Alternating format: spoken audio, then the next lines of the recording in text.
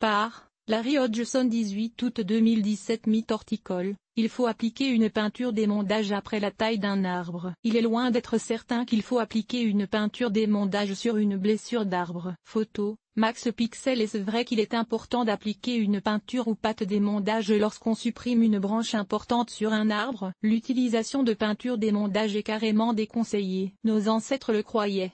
La théorie était que couvrir la blessure avec une peinture ou un autre produit imperméable empêchait les champignons de s'y installer. D'ailleurs, mon père peignait n'importe quelle peinture sur les blessures. Les arbres chez nous étaient parfois décorés de grosses taches de peinture orange ou bleue. Mais la science ne confirme pas la croyance. Même, les blessures traitées avec une peinture ou une pâte d'émondage sont plus sujettes aux champignons, et donc la pourriture, qu'une blessure qui ne l'a pas été. Que se passe-t-il?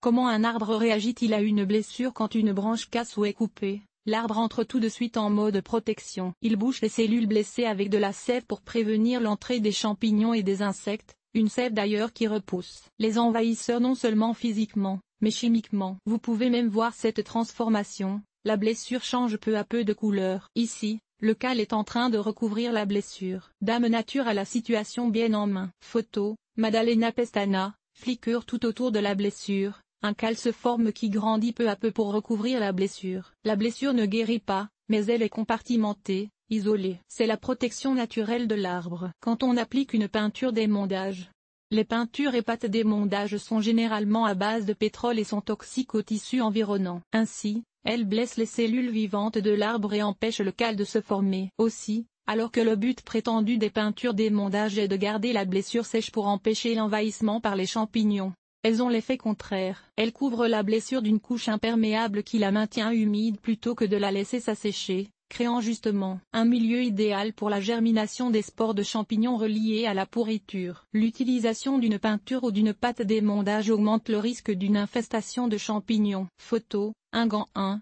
Flickr. Cet effet ne paraît pas tout de suite. Le mycélium d'un champignon peut se développer à l'intérieur du tronc pendant des années avant que vous ne doutiez qu'il y ait un problème. C'est quand le tronc devient creux ou que le corps du champignon apparaît sur l'extérieur du tronc qu'on se rend compte de l'erreur. Une exception?